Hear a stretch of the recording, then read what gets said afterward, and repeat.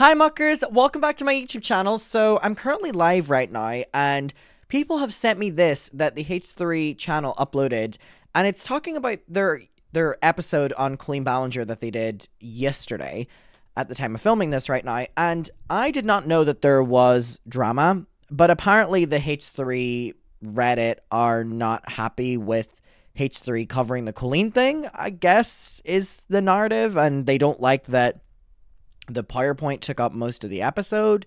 So I guess that this is Ethan addressing that. I don't know. I really don't know. I'm not going to guess any more than that. We are just going to get to the video and figure out what the hell is happening over there.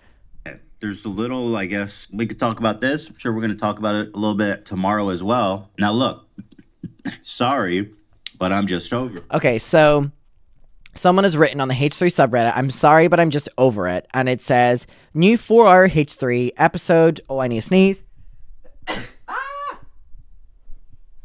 I always like to scream after sneezing, and it's really, really, really embarrassing when I'm in public because I go to do it.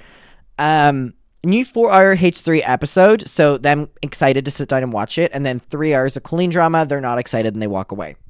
Also, this is just like normal to me, you know what I mean? Like, of course there's going to be people that, you know, aren't interested in certain topics, and as someone who's involved in the Colleen thing, this is not offensive to me in any way, shape, or form.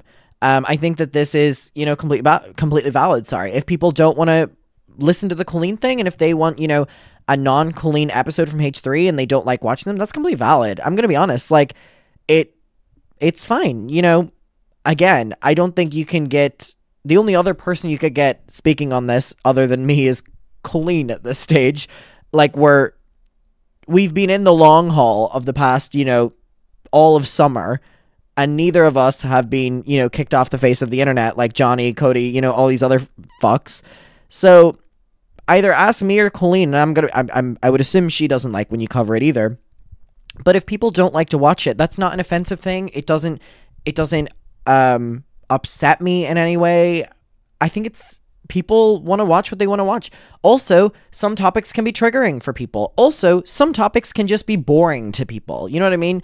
And obviously, that's me speaking about an experience that I'm going through or something like that. If people find that boring, that's absolutely fine. That is what they want to do. Like, I hold nothing against the H3 subreddit for not caring about it. I'm going to be completely honest.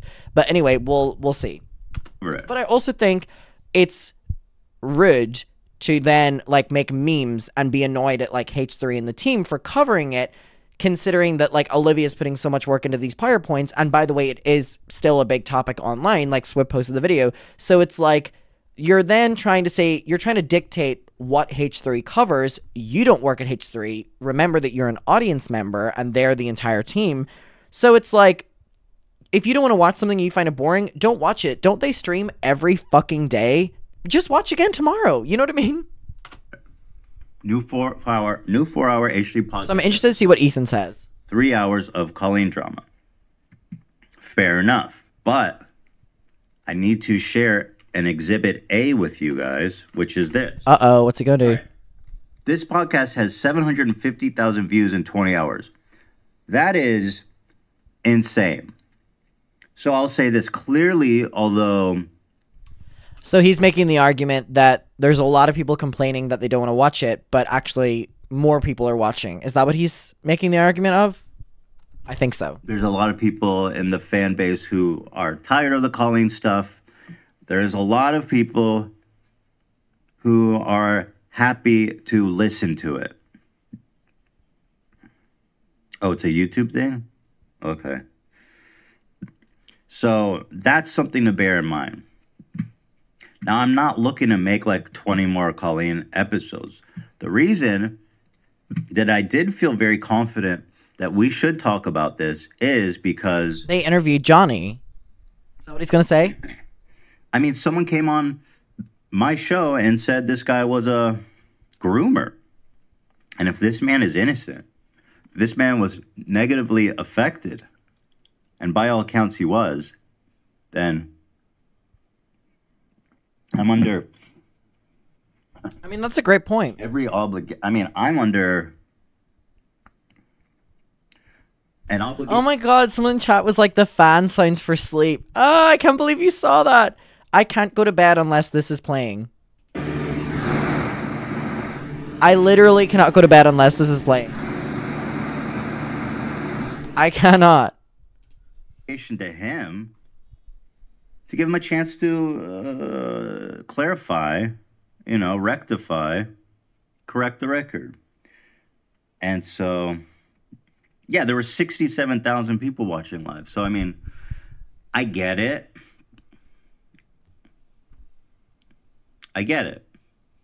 It's kind of, I guess, not for everybody. It's for a lot of people. I guess you either love it or you hate it. I don't know. That being said, I personally love talking about this shit. No, I don't know. I just, I live for this shit. I'm a catty bitch. Did it need to be 3 hours long? Dude, I didn't even mean for it to be that long. Literally. There's something so entitled going on here. There's something so entitled going on here. And I know the H3s are going to come for me, right? But there's something so entitled in talking to a content creator and complaining about the fact that they're giving you long form content. Right? There's something so weird to complain to the content creator who is giving you content that you're annoyed that they're talking for so long. Click off. You know what I mean? Like that is whether or not he's talking about Colleen, or he's talking about Trisha, or he's talking about political things. If you do not want to watch it, click off. And complaining about him making long form content is so weird because he's making the argument that there's more people than normal interested in H3 covering this. And for those people, they're getting long form content. And if, loud people on Reddit do not like that, it's like, it's really fucking entitled. And again, this has I would have this opinion whether or not this had to do with the Colleen thing. And again, I'm openly saying that it does not offend me if people literally hate the Colleen topic or do not give two shits. I'm going to be honest with you, that is completely fine. And I get it. It's been all summer. I'm on your side, actually. But to complain to a content creator and try to dictate the kind of content they make whenever they're getting a lot of views in general, like with what H3 are making the argument of, is super fucking entitled. As a H3 fan, I could not agree more. It's up to Ethan and the crew to decide what they want to do. People were hating on our chat too. What did y'all do? What did y'all do? Y'all getting called out? Love it. Love it. You deserve a little bit of humbling every once in a while. Really, like loud minority, yeah. The show ended. Yeah, again, the H3 fans need to watch the 3 hours with Subway Surfers playing underneath it. And the other thing I'll say to this, and I mean, listen, I at the end of the day, this is a good thing. People want to watch the show. That's a good thing. So I'm happy. I was going to say we make a lot of content. So there's probably some episodes you could pick back up or parts you could skip through. But ultimately, this is fantastic. People they want to watch the show. And that I appreciate. You know what I mean? Should I go into the comments? Oh, brother, here we go. Uh-oh. Uh-oh. I just thought it was funny that Ethan seemed blown away by the 4-hour length of the other video. And then condensed segment took 3 hours. Yeah, that was pretty funny, I gotta say. I mean, they got his ass there, I'll be honest. Uh-oh, Ethan, I don't like the eating. Ethan! They acknowledged that this has nothing to do with her. Hold on. What's the Olivia backlash? What are people talking about there? I thought Olivia did an incredible job. The views are nuts. Like, no matter how you feel about it, you gotta kind of acknowledge that there's so much interest in this story. I hate that the hate for the drama falls back on Olivia. Really? Is that really what it is? I don't think this falls on Olivia in any way. And I think, by the way, that as much as I love H3, H3 need Olivia. I think she is so pivotal. It's not even the right use of that word. To the team. I think she's incredible. I think she has incredible opinions. A great way of condensing things. A great way of knowing internet culture and being able to summarize it. I think she's incredible for the team. I hope it doesn't. because I'm the one that decides what goes on the show. So you guys know. This isn't anything, this has nothing to do with her. Not the She's sip. doing it because I thought it would be good for the show. And clearly it was. Like, and she did a great job, as usual. I'm all aboard the Olivia train. I love Olivia. All aboard the Olivia train. I think she brings such a new energy to H3. Like such a young, good energy. Not loading. It's just not loading. What is he showing us? Get your shit together, man. I saw this comment too about the Johnny thing. I thought it was pretty insightful. Uh-oh. I feel like Johnny and Adam's stories are polar opposites because so much of what Johnny complained about Josh not doing is something Colleen actually did for Adam. Yup. To Adam. Colleen sent Adam lingerie and Corey manipulated him into modeling the lingerie online. God, I'm so glad people remember like minuscule details of all of these stories because there's been so much overdrive of information. Thank God. Intimate and personal sexual connotation. Meanwhile, Johnny complains that Josh only gave him a ball of duct tape, implying that this was a disappointingly impersonal gift. Colleen emotionally relied on Adam, overshared intimate details with him. True. Used him as a confidant. Meanwhile, Johnny is disappointed that Josh barely ever talked to him. Colleen specifically invited Adam to her shows and encouraged him to come with the promise of a one-on-one hangout and personal interactions. Meanwhile, Johnny invited himself to Josh's shows and traveled long distances to see him, then got mad that Josh didn't personally come and pick him up from far away. Whoa! Let's stop there. That is such a great point. Like, Colleen was openly inviting me to shows, giving me free tickets, and then hanging out with me one-on-one. Josh wasn't doing that. Johnny was showing up at his workplace and, like, borderline stalking, you know, his move and knowing his workplace and stuff, and then forcing a hangout. And the lingerie thing, Colleen giving me lingerie and then it becoming a big topic, and Johnny getting a ball of duct tape, and he was upset that that was the only present he got. Whoa! Colleen purposely tried to exclude Adam's parents from the interaction. Hold on, let me get that again. She did do that. Colleen purposely tried to exclude Adam's parents from the interaction. True, she did do that. Pointing out that Adam's parents would likely find the relationship inappropriate. True. And seemed disappointed that Adam's parents accompanied him when they were supposed to meet up. Yeah, I mean, she was pissed scared. I showed the text messages at the thought of my parents joining us for our lunch. Whereas Johnny seems to have been careful to include Johnny's parents. Josh was careful to include Johnny's parents as much as possible. God, that's a good comparison. And most of the intimate interactions Johnny has described actually involve his parents being present the whole time. Wow, I've never thought about that. Adam was uncomfortable with that as a child. During his preteens and teenage years, he was manipulated into an extremely emotionally intimate friendship with a 30-plus-year-old woman who sexualized him and discussed inappropriate topics with him and other kids, meanwhile exploiting him for free labor. Johnny, by contrast, seems overall angry that he never got the intimate connection. Whoa! Whoa, that is an insane fucking parallel. I got the inappropriate relationship. Johnny wanted the inappropriate relationship. Because everything, he's like lying about having it, which would insinuate that he's like almost like mentally thinking he had something that I had. And Johnny, by the way, if we could go back and change history, if you want it, you can have it. I don't want to carry this shit. Like, if you want it, you can have it. Weirdo. As Josh appears to have set far better boundaries regarding the appropriateness of their interaction. And held Johnny at arm's length. You know, we're all speculating. Who knows why this guy did what he did? So weird. Like, why would you want to insert yourself into this, man? Put yourself out there. And you know the internet's crazy. Like, the internet always finds out. Right? When has the internet not found out? Also, I mentioned this in one of my videos, one of my last videos, and it was a real conversation starter. Let me pull it up. Milo, are you okay? There. Okay.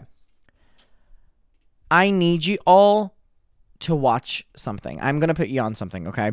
I need you to watch. And I don't know if my mom's still watching. I know she has work tomorrow, so I don't know if she's in bed or anything. Mom and everyone, if you are watching this right now, I need you to watch this documentary. The Woman Who Wasn't There. I mentioned it in a stream 2 days ago or yesterday or something. It is called The Woman Who Wasn't There. It's on YouTube. It's literally on YouTube. It's like 40 minutes long. It's really, really, really, it's a quick watch. And it involves, like I said, a woman who lied about being involved. Mom, you need to watch it. It's on YouTube. It's only like 40 minutes, maybe 37 minutes or something like that. The woman who lied that she was a part of 9/11. And I'm currently working on a video on this because I'm so intrigued by it. She basically took the identity of one of the victims and then set up a victim support group and wound up everyone's stories by like researching everyone's stories and stealing different parts. So there was a woman who lost her husband, and then there was a woman who like got seriously injured, and then there was a woman who was outside of the building. Oh wait, one of the women who lost her husband was outside of the building and her husband was inside of the building or something. So this woman, I think, said she was inside the building and also lost her husband, so she wound up that woman's story. So when the mayor then got involved, this was the person that they talked about whenever it came to the 9/11 victim. She was the main victim because she had stolen everyone's stories and added to them or put them all together. And also, I don't know if all of you noticed this, she was in Spain when it happened. One of the craziest things for me is, and Mom, if you're here as well, this will blow your mind. Trust me, I've like deep dived into this. If it wasn't for this woman, the survivors and family members of 9/11 would not be allowed to go into Ground Zero. There was a rule in place that the victims of 9/11 and their family members were not allowed to go into Ground Zero. It was a rule put in place. This woman came along and like governed for herself because she was the victim to be able to go in and organized the mayor to allow her to do a field trip basically with all of the victims.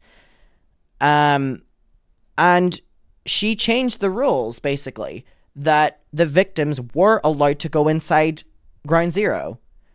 And all of them went, the rules changed. And then it was this woman that the inclusion of the victims' stories got added to the full 9/11 story. Who here has been to Ground Zero? Do you remember in Ground Zero is where the towers were? Who has been here? Okay, there's been a couple people. In Ground Zero, there is a section that focuses on the individual victims. Like you walk into a room and everyone's faces are there and you hear their voices and they talk about the stories or their family members talk about their stories. From my research and what adds up is that all of that allegedly was added after this woman because the mayor then got involved and thought we should include the victims because this woman's story is so empowering and it is the true American story of pushing forward whenever you've lost your husband, you were in critical condition, and yet look how motivated you are to move on with your life. But in reality, none of it had happened to her. So then the other victims of the support group ended up dropping out of the support group or leaving it because they felt inferior to this woman because they were, had lost their husbands, lost their wives, and were struggling mentally. And then this woman would come in, had all that happen to her as well, even worse, and was putting a smile on her face every day and was so happy. So they all felt inferior. And then this woman ended up driving all of them to feel insecure and as if they were not progressing mentally. And it is crazy. It is absolutely crazy. It is so, so, so crazy. It is on YouTube. You must watch it. You must watch it. It is so, so, so incredibly, like, bizarre. I don't even know what the right word is. It literally is. It's such a short watch. Not sponsored or anything like that. It is crazy. It's called The Woman Who Wasn't There. And I'm so fascinated by it that I'm like looking into old newspaper reports and stuff. And I am planning to cover this in a YouTube video. Not the chat saying Cody.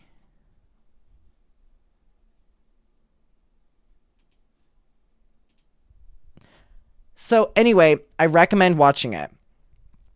It's really, really, really, there's a book. Ooh, I would actually read that, and I don't read books. Yeah, this woman is crazy. I wonder if I could even pull up The Woman Who Wasn't There at press. Because Tanya Haired is her name. Hold on. Tanya Haired. Press. Is that her name, Tanya Haired? And it's been alleged that she ended up offing herself. But even that they don't believe because she lied about everything else. I'm trying to really quickly find, like, look, wait. Okay, it's 47 minutes long, and it'll be the most incredibly bizarre 47 minutes of your entire life. I'm just trying to find this one clip right here. Like, she ended up speaking at, like, funerals and stuff like this, and it was all a lie. Her name wasn't even Tanya Haired. Okay. Yeah, her story became, like, the American dream of moving on, and, like, this is her right here. This is her with, like, the mayor and stuff. They focused so much on her, and she became, like, the poster child of 9/11. I 100% go recommending. It's on YouTube. It is shocking. Shocking. Anyways, I don't know how I went on that tangent, but there's that.